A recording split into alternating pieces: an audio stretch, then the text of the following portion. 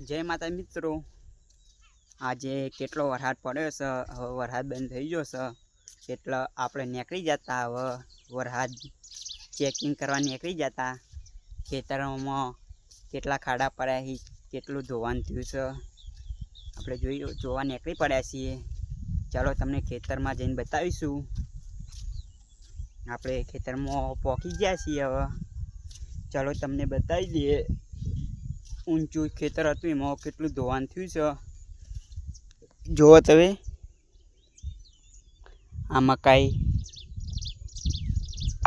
આટલું ધોવાણ થયું છે। જો મકાઈ તણાઈને ભોય પડી ગઈ। તમે જોઈ શકો છો મૂળ કેટલા બધા મકાઈને હોય છે। જુઓ તમે જોઈ શકો છો પાછળ ગાજર છે। હજુ આવવાનો 2-3 દાડા આગાહી છે। चलो तमने बीजी मकाई बताइए केटला केटला खाड़ा पड़ा है एक ज खेतर में। जो चेटला खाड़ा पड़ा है जो एक। चलो तमे ब्लॉग में जोड़ाया रहो तमने आगळनो कट बतावुं। आपणे मकाई जोईने नवसारी में आवी गया हता, केम के नवसारी में केटलुं पाणी भरानुं हतुं ए जोवा माटे आवी गया हता। चलो तमने पानी बताई दऊं केटलुं भरानुं है। आपणे आ दरवाजो खोल्यो, चलो तमने बताई दीए पानी केटलुं भरानुं छे। जुओ तवे पानी आटलुं भरानुं है। तमार बाजू केटलो वरसाद थयो है ए कमेंट करजो।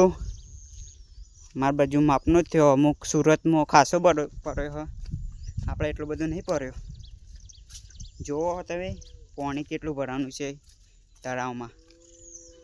मिनी तळाव छे के नहीं सन बाकी फूल बाकाजी की ओम नावा पड्या तो मजा अलग आवे।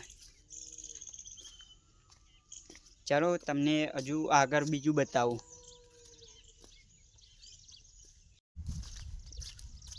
आपणे पाणी जोईने आव्या नवसारी में।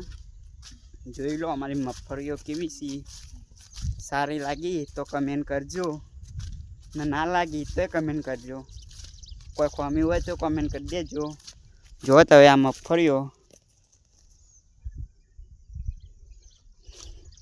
आखुं हेतर भेणुं भेणुं थई गयुं छे, पगमां पेई जशे जोई शको छो तोय। चलो तमने आगळ बीजुं बतावुं, हजू घणुं जोवानुं बाकी छे।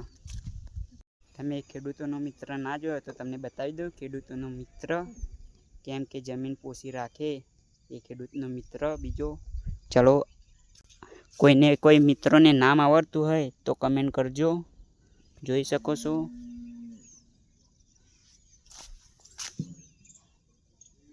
जो कोना कोना खेतर में छे आवुं, आनुं नाम आवड़तुं होय तो कमेंट करवानुं भूलता नहीं।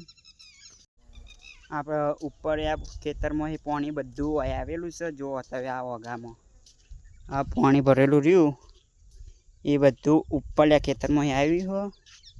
जो केटलुं भरानुं छे के नहीं बाकी घणुं बधुं पानी भराई गयुं है। बीजुं अर्धुं ओम जाय है, अर्धुं ओय भरानुं है, अलग अलग जग्याए जाय छे। तमने हजू बीजो कट एक बतावुं। बधुं बताई दीधुं पण खरेखर जो आ रस्ता उपर નીકળે दूध भरावा लईने એટલે ઓય બહુ જ બીક લાગે।